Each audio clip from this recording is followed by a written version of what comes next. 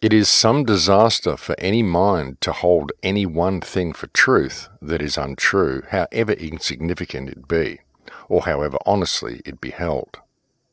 It is a greater disaster when the false prejudice bars the way to some truth behind it, which, but for it, would find an entrance to the soul. And the greatness of the disaster will in this case be measured by the importance of the excluded truth. And this week's opening quote comes from Henry Liddon. Welcome to Surviving the Matrix, ladies and gentlemen. My name is Maxwell Egan. It's a pleasure to be with you once again, and I will be your host for the next hour. One really must be careful when proclaiming the truth on any matter, folks, and one must be very careful of what they choose to believe along the way. As I've often said, belief is the enemy of knowledge, and when you choose to believe something, then you often block your mind off to other possibilities because they may conflict with your belief system. This is why it's so dangerous to lock yourself into any type of belief and realize that it's about the journey, it's about the path, and it's about the knowledge that is expanding and unfolding along the way. But there's always something new around the corner. Very often we think we've found all the answers, but then something else comes along. And if we've locked ourselves into a belief that we already know the truth, then we close ourselves off to whatever there is to come next. And we've got to be careful on how we focus on different aspects of the truth and different aspects of what we believe may be true. Looking at the recent PizzaGate scandal that's been unfolding, and this is still going viral right around the internet, it's been very interesting to see how the focus has shifted very much to the Comet Pizza store. And bear in mind, folks, that the Comet Pizza store, in the case of PizzaGate, is the most dubious connection of the whole lot. There are the most flimsy ties to this pizza store. There's simply some payments that were made to it, and the fact that this guy has visited the White House a couple of times, and a few photos on his Instagram, but people are forgetting how the ties to this pizza store even were found. And how they were found was through the Podesta emails, and what is important in this case is not the pizza store and whatever ties are being made to the pizza store, but the content of Podesta's emails.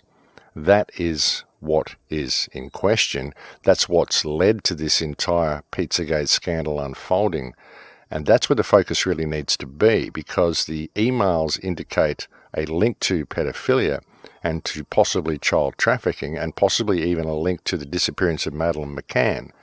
But all of the attention has been focused over to the terrible flack and the terrible things that have been happening to Comet Pizza due to fake news that has presented it as a child trafficking organization. So you can see how the attention's been shifted, folks. Nobody knows that children are trafficked from Comet Pizza. There's been no proof that this happens. All there has been connections to this pizza store that have been made by the Podesta emails, and all of the focus has suddenly gone onto the pizza store, which creates a great story for the mainstream media to focus on, how this poor, hard-done little business is getting a hard time due to fake news, and gives them a great opportunity and great excuse to shut down the alternate media, the independent media, because of the undue attention it is bringing on this pizza store, when where the focus needs to be is on the Podesta emails, the connection to Madeleine McCann, the obvious pedophile jargon that is going on within these emails, and the fact that all of this indicates a very sophisticated child trafficking ring, or at least implicates Tony and John Podesta in child abuse, child trafficking, pedophilia, and very likely the abduction of Madeleine McCann.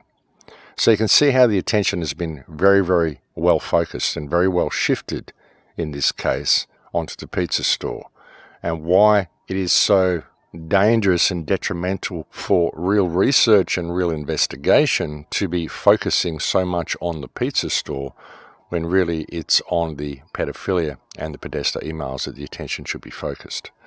Focusing on the pizza store is simply shifting attention away from the Podesta emails and will effectively allow them to get off scot-free, because that's all the media is going to focus on, folks, is the damage that is being done to this pizza store. And that's why elements in the independent media, I believe, have brought the pizza store into such undue focus. Because it's not about the pizza store, folks. Any ties to the pizza store at this time are incidental and need to be proven. And though dubious and highly suggestive of something going on, these are the most flimsy of things to be focusing on when the content of the Podesta emails is really actually quite damning, as are the identikit pictures of the alleged abductors of Madeleine McCann, which match exactly Tony and John Podesta. This is all very damning, folks, and that's where the focus should be, not on the pizza store. The pizza store is a play to shift attention and to give the media a little football to throw around to demonstrate to the sleeping masses out there how irresponsible the independent media is to destroy this poor, struggling little business in Washington. You can see how they're going to play it, folks, so just watch out for the misdirection when researching and investigating and posting information regarding PizzaGate. And even saying that, though, I mean, not to undermine the significance of what has been discovered about James Alefantis, who runs the pizza store, and there are definitely some strange things about this place. The fact that a pizza store owner could be listed as the 49th most powerful man in Washington seems a little strange. The fact that the Comet Ping Pong Pizza website has a members section that is password protected and there are apparently zip files you can download from there seems quite strange as well. There are a lot of questions that need to be asked to this pizza store owner, certainly not the type of questions we saw asked by the New York Times, but actual real questions that he should answer. But again, it shouldn't really be the center of focus, because what is important is where the information came from, which is from the Podesta emails. And it's the Podesta emails that really need to be the focal point, because by making the pizza store the focal point, you just get caught up in this whole media whitewash which is being created. And the media will spin this any way they want. And all they have to do is find one problem with the accusations that are made against the pizza store to be able to cause most of the people who are looking at this to throw the baby out with the bathwater. And look, there have been thousands of independent researchers, quite literally, folks, thousands of people that have been looking into PizzaGate. And we've really got to hand it to these people on doing a great job. There has been some great investigation that's gone on that's exposed all of this stuff.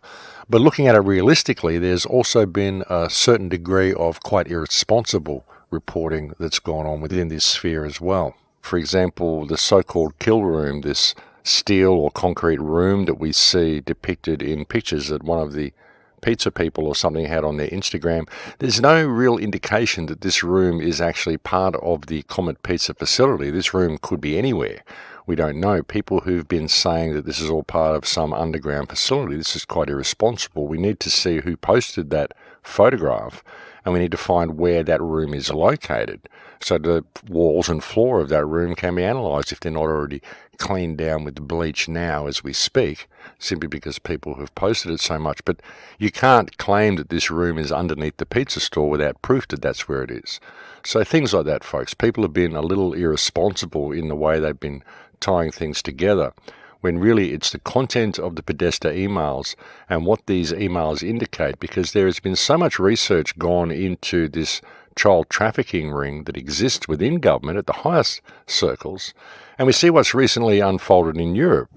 We saw a massive pedophile ring involving 51 people, a whole bunch of police officers and all sorts of high-ranking officials were involved.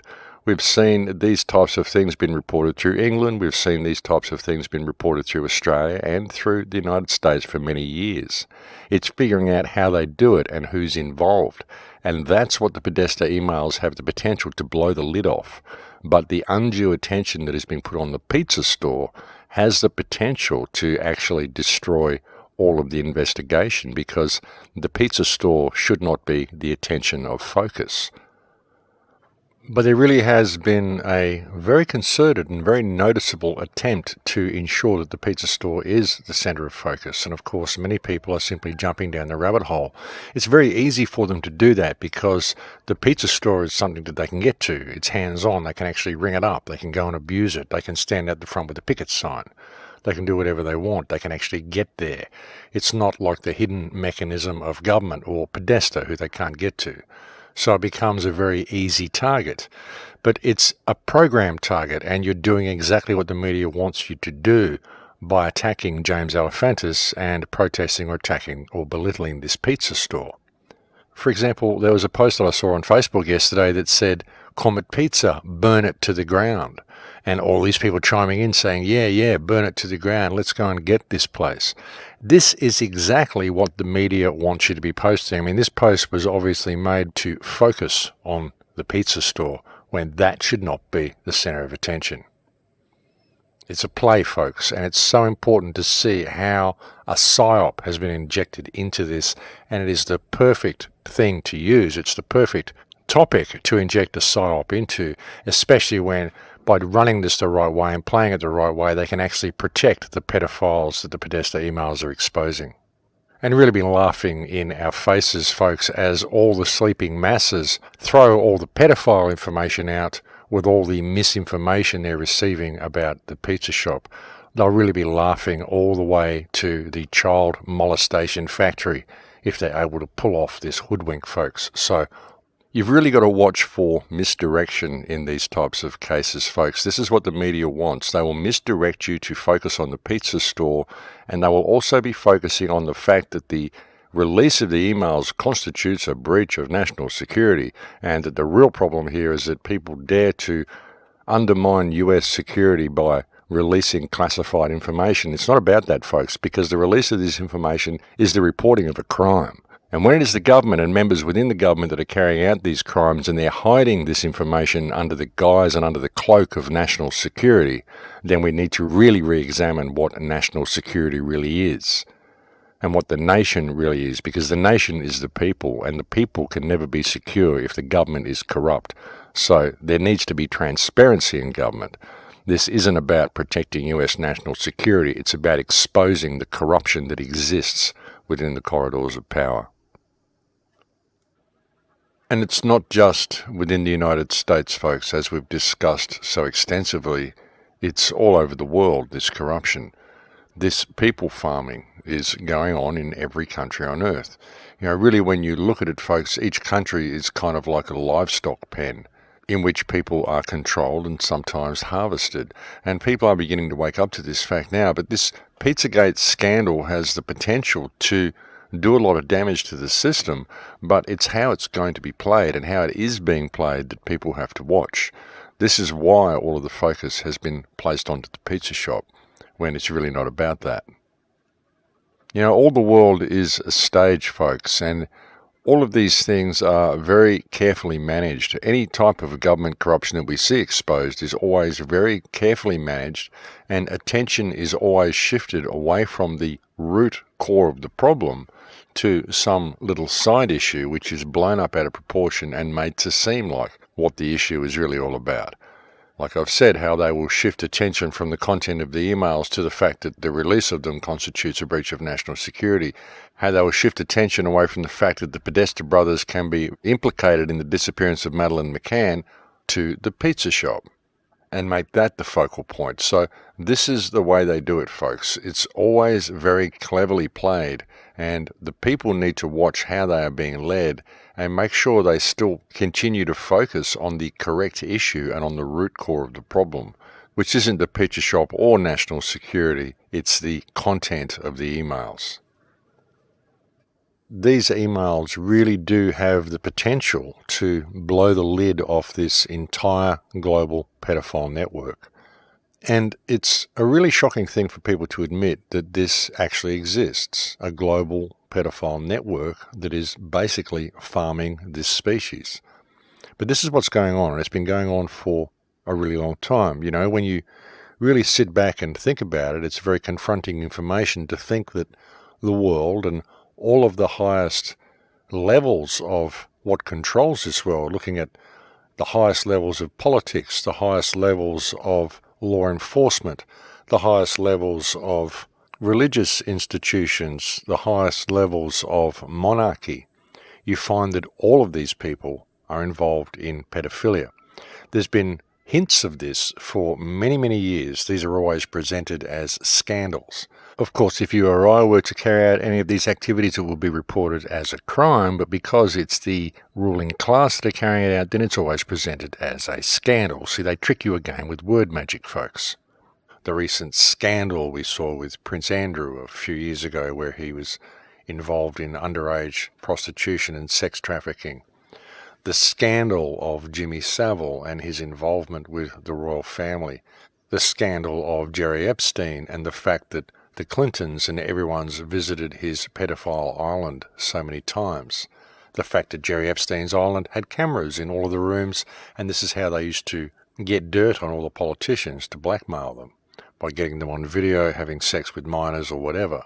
You know, this whole ring exists. We've just seen in Norway recently 51 people involved in a pedophile ring carrying out the most atrocious abuses against children and getting it on video, and finding that there are police officers and all sorts of high-ranking officials involved in this. And there's also been hints of this ring existing in Australia, in all sorts of countries around the world, folks. So it's recognizing that this is what's happening, that this group of elitist pedophiles is who has maneuvered themselves into positions of power in this world, and they are basically harvesting the population. What happens to all the children that are kidnapped in Palestine? Israel has been kidnapping 5 Palestinian children every day for the last 48 years. Where do these children go, folks? All of the children that were being smuggled out of Haiti. The woman who was smuggling them out was shown to have ties to child trafficking. How did she not get charged and let out of jail so quickly? It was because the Clintons helped her to get out of jail. The Clintons have very close ties with these people. So just how many children are being trafficked around the world, folks?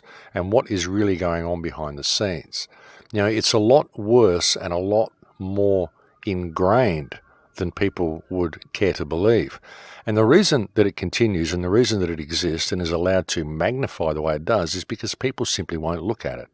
You know, people's choice to ignore that which is going on all around them because it makes them feel bad to look at it. Now, even when you look at child trafficking and pedophilia videos, I mean, I've looked at them, folks, videos like Conspiracy of Silence, which I've had featured on the Crow House for many years now in the recommended viewing section. This is a banned documentary from 1994, which shows what's going on. And even watching this documentary, they are very, very hard to watch, these documentaries. It's very, very difficult to sit down and watch a report on pedophile activity because it makes you feel so uncomfortable. It makes you feel dirty. It makes you feel like you need to go and have a shower after you've watched it.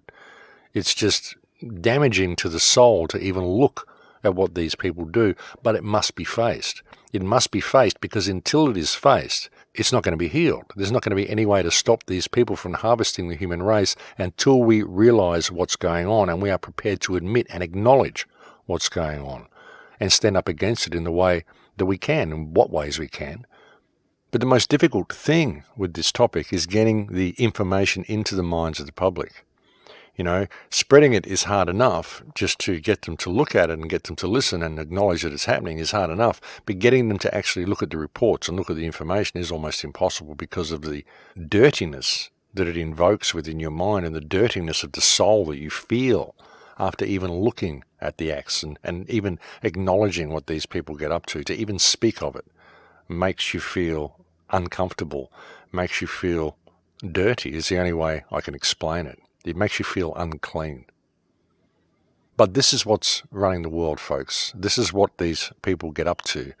This is the energy that these people are in, and this is who we are allowing to control us through their rule books that they write.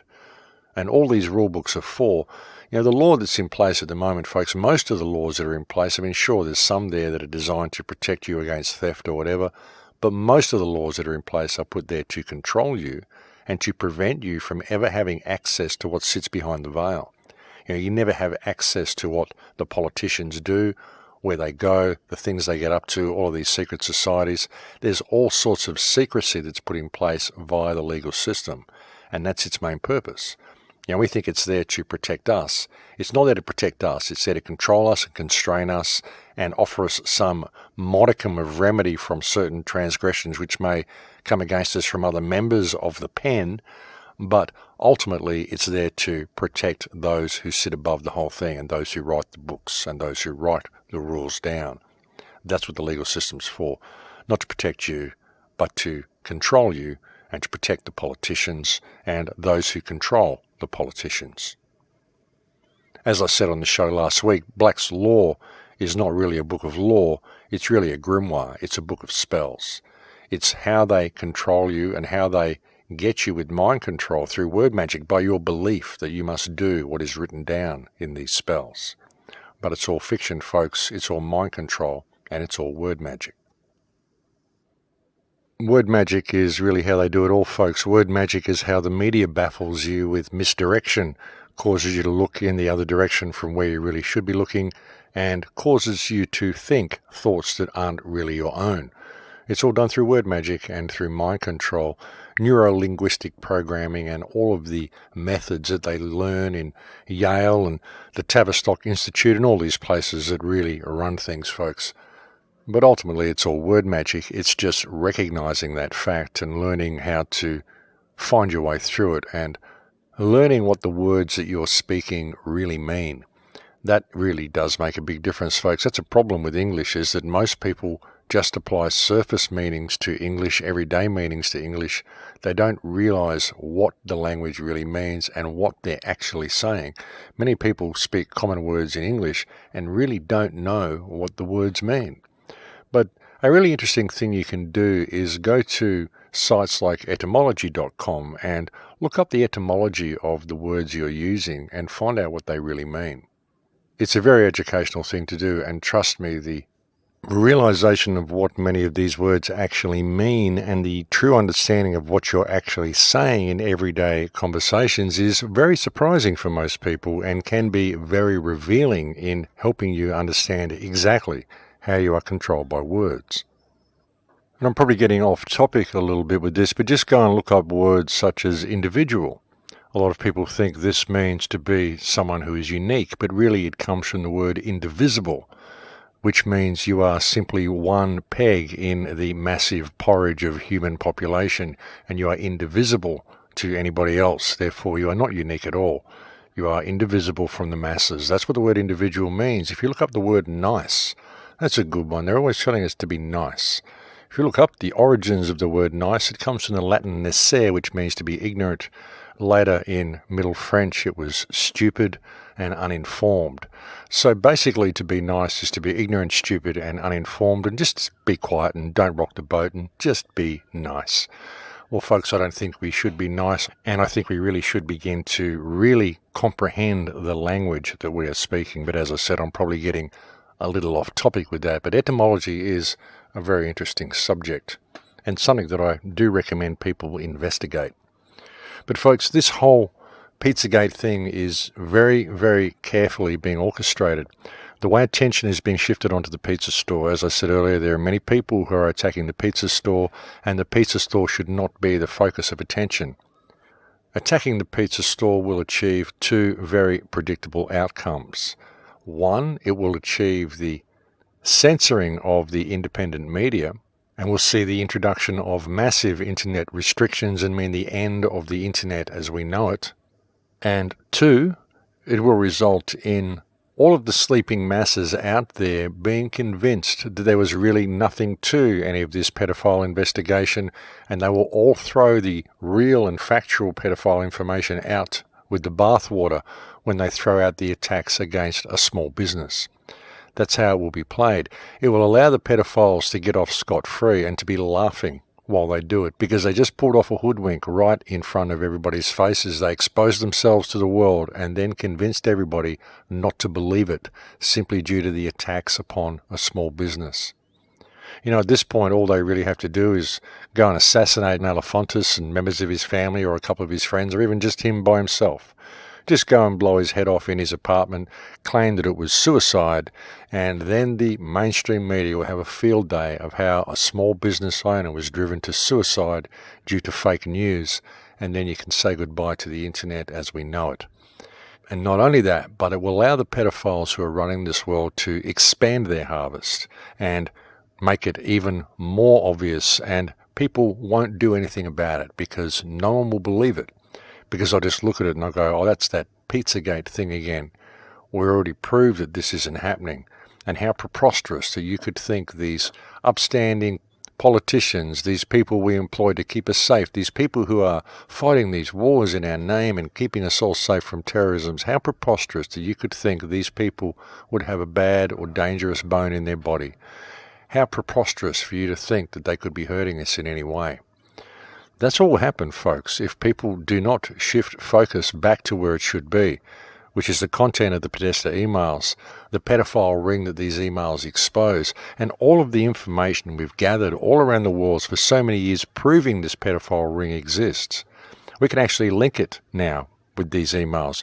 We can see through the release of the Podesta emails how necessary it is for politicians' emails to be open to scrutiny, how it is so necessary for us to have transparency in government, because we cannot allow this situation to continue. And if we play things the right way, we can move in that direction. We can move towards exposing this entire sick circle of cacostocracy that runs this world.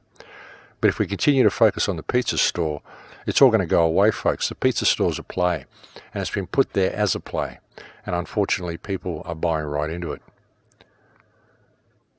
All the world is a stage, ladies and gentlemen. When a leak like this comes out, which is such a revealing leak, then it needs to be managed and micromanaged. And the most important thing to do with this leak is to shift attention away from the actual leak itself to a side issue. And that's what they've done with the introduction of the pizza store.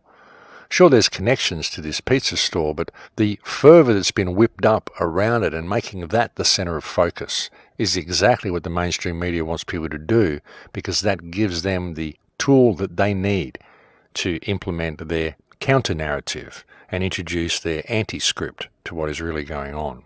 So people need to be very, very careful of how they're being played. But I think we've reached break time here, folks, so I'm going to have to leave it there for now, and we'll go and have a break. Thank you for joining me in the air today. It's always a pleasure to have your company, and I'll speak to you again in a few minutes. Thanks for listening. And welcome back, ladies and gentlemen.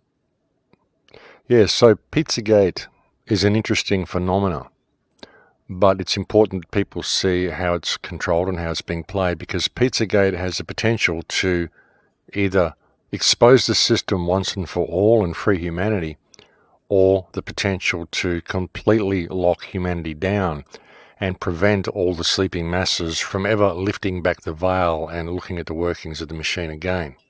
It really has the potential to go either way. It's just how it's going to be played. And people have to understand how these leaks are managed and how much is really involved in all this. Even with the link with the Podesta brothers and Madeleine McCann, you know, the identikit pictures, they match up so dramatically that you have to wonder whether they're real. You have to wonder how, when there was only reported to be one abductor of Madeleine McCann, cited by two different witnesses, how the two different witnesses could come up with such completely different descriptions of the perpetrator, and why each of the two descriptions, when you put them together, happen to look exactly like the Podesta brothers. So you've got to wonder whether this is planted misinformation that's been planted by, I don't know, FBI sources or some forces within law enforcement that has been used to gain leverage over the Podesta brothers, or whether there is actually truth to the matter and truth that they can be placed in Portugal at the time of Madeleine McCann's disappearance. So there's a lot of stuff to look at when investigating this, folks. There's a lot of ways that we're being played, and it's really important that people step back and look at things objectively and be careful what they believe. And be careful not to allow that belief to block out something else that might be right in their face, something that they're refusing to see simply because of the belief they've already adopted. It's very important to remain objective when looking at all of this, folks, because this is a huge potential, but again, it could go either way. It could be highly beneficial for freedom, or it could be highly detrimental and end up in severe internet restrictions, and a severe curtailing of free speech. So we've really got to watch how we're being played. You know, the real problem here is that people simply don't understand the scope of what they're dealing with. They really don't. They think that this is about a pizza store. And it's not about a pizza store. It's not even about the fact that Podesta has been touching up children. It's the fact that there is a global pedophile ring that is running this world. This is just the tip of the iceberg. But focusing on the pizza store is just a ridiculous thing to do, and it's exactly what the media wants people to do. And people need to step back and really look at this and realize that it's what's going on behind the scenes which is more important. It's the mechanism that exists behind the government, behind the banking system, behind everything that we see as society, and who runs this system and what's really going on. That's what's important, and that's what this has the potential to expose if people can get their focus back to the right point and realize that it's not about the pizza store.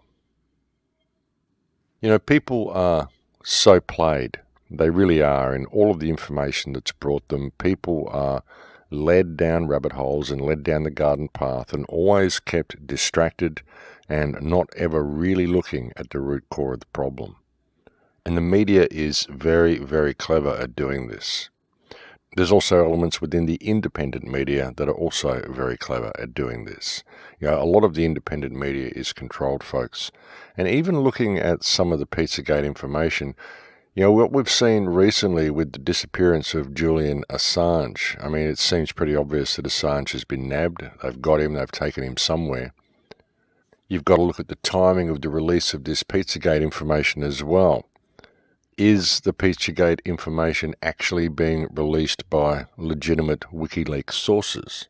Or was it released after WikiLeaks was compromised? Because WikiLeaks appears to have been compromised. With Assange disappeared, it's very important that people realize that the information coming from WikiLeaks now may well be controlled leaks. But again, the question of where is Julian Assange must be asked. It is kind of sobering to see someone who had such a high public profile and seemed to have so much support from people around the world, named Man of the Year, all sorts of stuff, can suddenly disappear and no one bats an eyelid. No one makes a public outcry. In the last month, there's been no proof of life that's been offered by anyone from the establishment. And it all seems very concerning. No one seems to be making any noise. It seems very sobering that someone of Assange's profile could simply be snatched away and no one seems to care. Certainly doesn't bode a good future for the rest of us anyway. The freaky thing about the whole Assange WikiLeaks situation is how someone who is reporting crimes, such as WikiLeaks is doing, can be charged for a crime, for reporting these crimes, simply because of the mechanism of national security they put in place. Again, the word magic, the spells that they write down, which are done, and you can see obviously via WikiLeaks and via the fact that Julian Assange has been viewed as a criminal for reporting crimes, you can see that the laws have been put in place to protect the criminals who write the laws. That is the main purpose of the legal system. It isn't to afford any protection for the man on the street. It's to provide a cloak of secrecy over the actions of the pedophiles and criminals who run the system. And the fact that anyone who speaks out against this system is charged with espionage or crimes or whatever shows just how convoluted the system is. Shows just how stupid the order followers are as well. I mean, these order followers, folks, who go and arrest people like Assange. I mean, really, you can blame the Prime Minister, you can blame the British government or whatever for the arrest of Julian Assange, but ultimately it's the blockheads with the uniforms on who went there and arrested him who are the real problem. These people are terminally stupid who simply spend their life supporting their own slavery. And that is such a strange thing for people to do. You know, it's the weirdest thing when looking at this system, folks, is realizing that the ones who control the people within the system are the other people, the ones who believe the orders are real. You've got some guy sitting in an office somewhere who believes he can control other people because someone wrote it down on paper that he can do it. And they do it, and they believe in it, and they think that this is all right and real, and they're doing the right thing.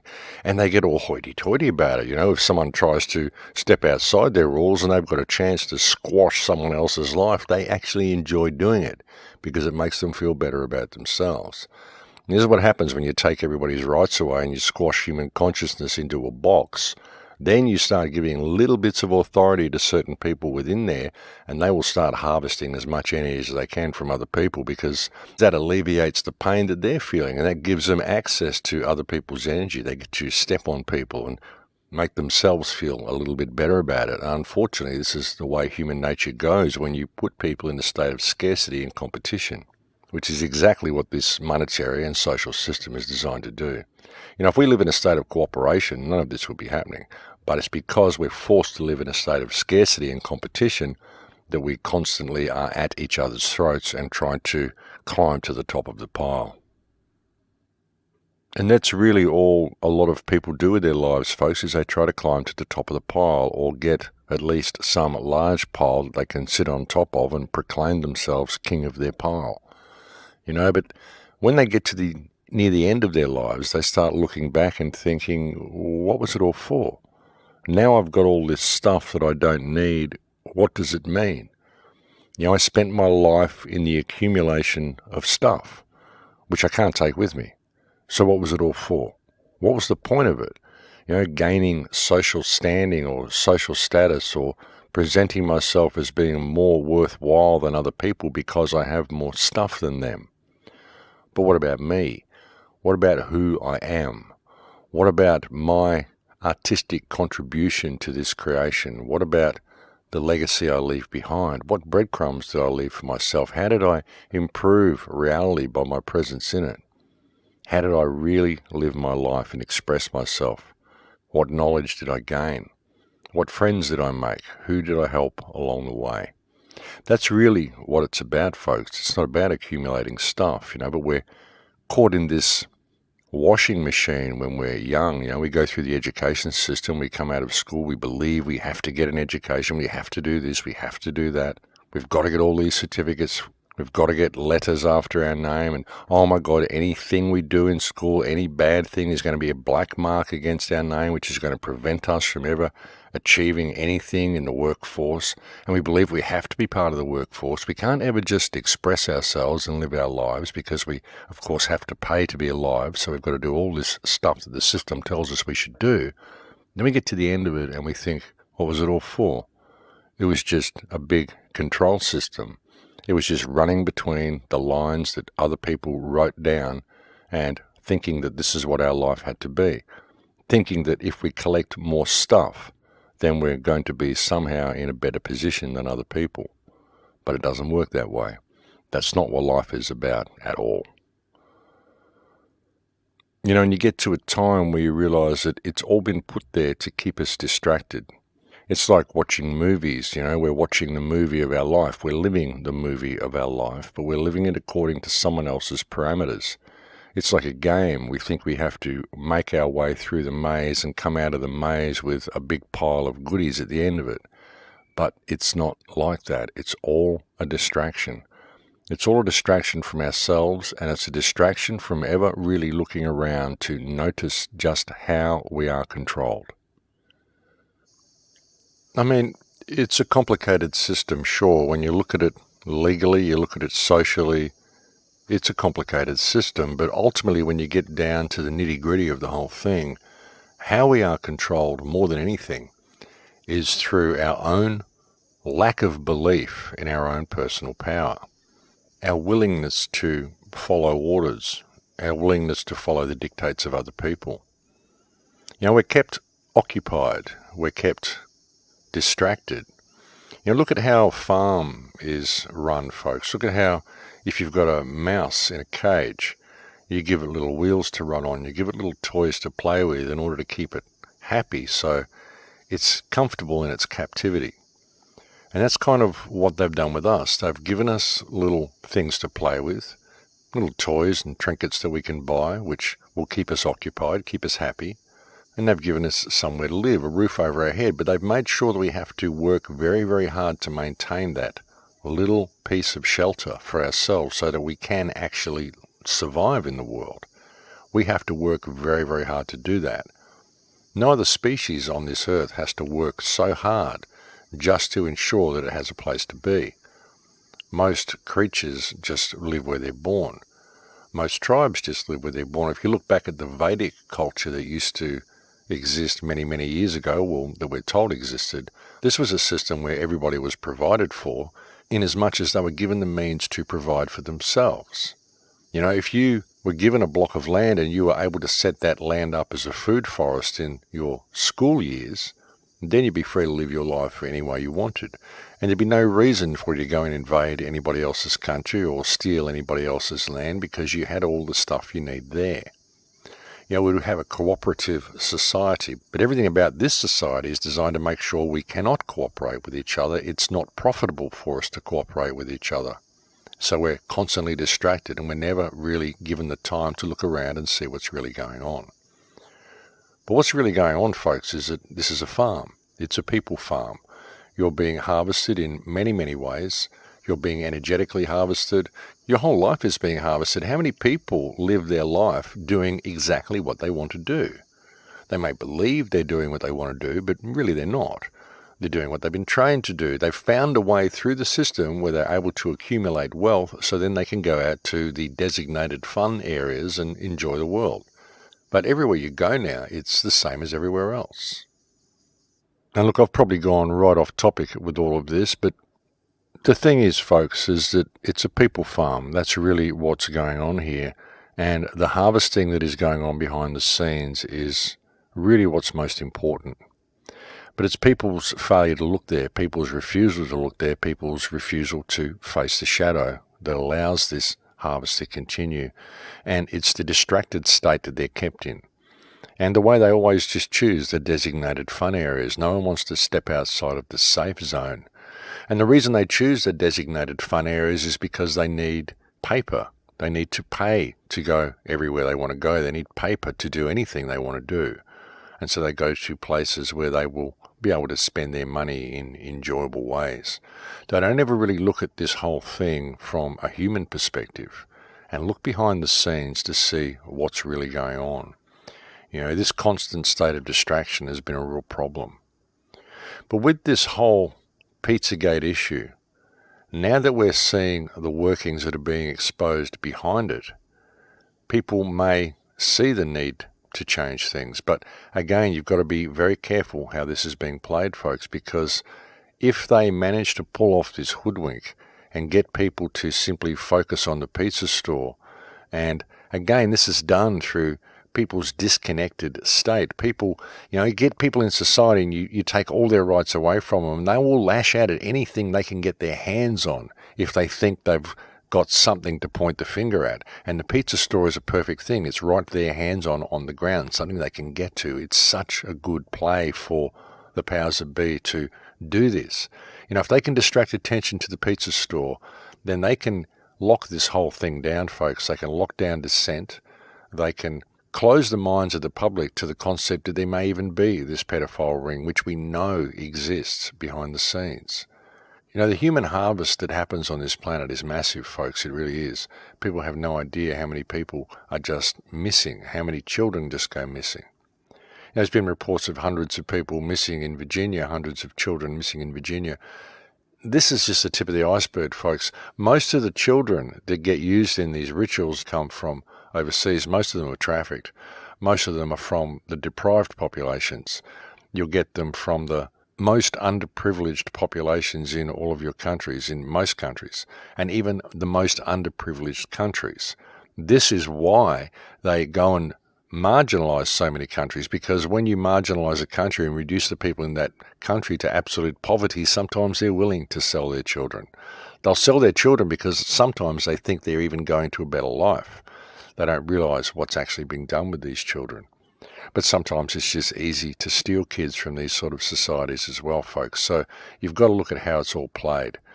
But the dangerous thing about this PizzaGate issue is that it has the means to expose the whole lot of them, but it also provides the means for the system to shut down all dissent. And that's why we have to be so careful about how we're being played, and that's why it is so important for people to stop attacking the pizza store. You know, why is all the attention being focused there? Where are the Podesta brothers? Why isn't John Podesta coming public and answering a few questions? Why aren't questions being directed towards John Podesta? Why aren't questions being directed towards Hillary Clinton? Why aren't questions being directed towards Barack Obama as to what the $65,000 worth of pizza and hot dogs was all about? Why isn't this question being directed at John Podesta? Where is John Podesta? He seems to have disappeared almost as completely as Julian Assange. Why aren't these questions being asked? It's really important that people realize that this is where the focus needs to be. You know, what has brought this whole situation about is the emails of John Podesta. And that is the root core of the issue, and that is where the attention needs to be focused. You know, the problem is that people are so easily led, and people so want their ideas to be right. They want to see an opening. They want to see light at the end of the tunnel. They want to latch on to anything they believe may bring them to safety. And there's a propensity to really jump in there head first and not really examine things properly, and we really do need to examine things properly. You know, the awakening that we've seen on the earth has really only been a partial awakening. You know, a lot of people have woken up to the fact that the system's there. They've woken up to the fact that they're controlled. They've woken up to the fact that it's all criminal. Everything's terribly wrong. But it's so convoluted, and there's so many order followers that work within the system that just can't see it and will continue to follow orders. And it's so difficult for people to see any way out. Do they just want to latch on to something like PizzaGate and hope that this is going to be it? And it could be. This could be what brings down the system, but it's got to be done in the right way. It's got to be looked at in the right way. And people have to be very, very careful of wanting their ideas to be true and losing their objectivity in the process. You've got to remain objective through the whole thing. You know, the human awakening, as I said, it's been good to see so many people becoming aware of how bad the system is and the fact that there's something wrong. But people are still only half awake. They're not awake enough to their own power. And they're not awake enough to really want to look behind the veil in most cases. I mean, some people are, but many people simply don't want to look behind that veil. And they don't want to implement the solution because the solution requires self-application. You know, people have to get involved themselves. They have to realize that there is no one coming to save them. I mean, this is what we've tried to do with the Full Circle project, is provide the mechanism for people to get involved on the ground, find people in your area that want to be involved and link up with them and see what you can achieve, identify an issue in your local area that you believe you can tackle and find a way to tackle it. But get a support group around you to do it. You know, link up with people, become cooperative with people rather than competitive with people. You know, that's what Full Circle's all about. It's about creating support groups. It's about lighting grass fires all around the earth. But people have to get involved to do that. No one can lead you to safety. You have to do it yourself. Everybody has to do it themselves. And, you know, you've got to step back and look at all of this stuff. And PizzaGate, it's so interesting and it's so revealing, but it's also being so micromanaged. And it's almost too easy. It's almost too much of an easy fix. You know, it's like what we've wanted all along. It's just something like this to be revealed. But then they introduce the pizza store. They introduce certain little bits of misinformation around the pizza store, like claiming that there's an underground room and all of this sort of stuff, before they know it. You know, you have to understand that it's going to take a while to really open this whole thing up. And in the last 2 weeks, if that underground room was there, they could have filled it in by now. I mean, all of these things can be done, folks, and people have to watch how they're being played. You know, like I said, folks, the awakening has been there, but it hasn't been as much as I want to see. It hasn't been a real eye-opener. It hasn't been an epiphany. It hasn't been where people suddenly go, aha, and they see the mechanism and they see the way out of the mechanism. They see the way out of the mechanism is by simple cooperation, simple non-compliance to the system. Stop feeding it. Stop feeding the beast. Walk away, stop feeding it, and it will die. But people don't believe they can stop feeding it because of rules that are written down on paper, because of word magic, because of the spells that they're subject to, and their need to go out there and collect paper in order to pay to be alive. It's the most difficult thing for many people is when they see the system, they just go, oh my God, it's so big and so vast. How do we ever find a way out of it? And really it's just getting people to look up from their books, look up from their computer screens, look up at the sky, just tear themselves away from their work for a moment and just look around them. The order followers have to do this, but they're so caught up in their rules, they're so caught up in their regulations, and they feel so important for enforcing someone else's parameters on other people because they've had all their own power removed.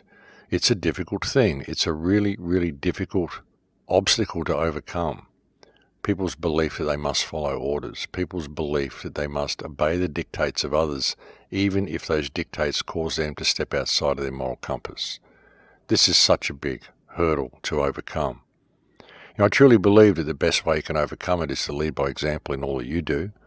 And that's why I live my life the way I do. And folks, look, I don't always get it right. I lash out at people. I say the wrong things sometimes, but I try to help everybody that I come into contact with. I try to not profit from people, and I try to reach out to people and help them at every opportunity that I can. Sometimes it's a little difficult. Sometimes it's a little taxing. Sometimes spirit will push you to your limits in order to do so. But when something feels right, you've just got to do it. And that's the way I've tried to live my life. I've tried to live my life in a state of service to creation. Not just service to myself, but service to everybody, but not neglecting myself along the way. I have to serve myself, but not at the expense of others. And we can all do that. But I think the awakening will come. I just wonder how much more people will need to be pushed before they realize that they have the power themselves. It doesn't help pointing the finger at the pizza shop. It doesn't help pointing the finger at Hillary Clinton and expecting Donald Trump to come and save you. None of this stuff helps. It's about discovering your own personal power and facing the shadow that exists in the world and realizing that through standing in your own personal power, you have the ability to overcome this shadow. If we were to work together cooperatively and simply stand up and call it, we have the ability to change everything.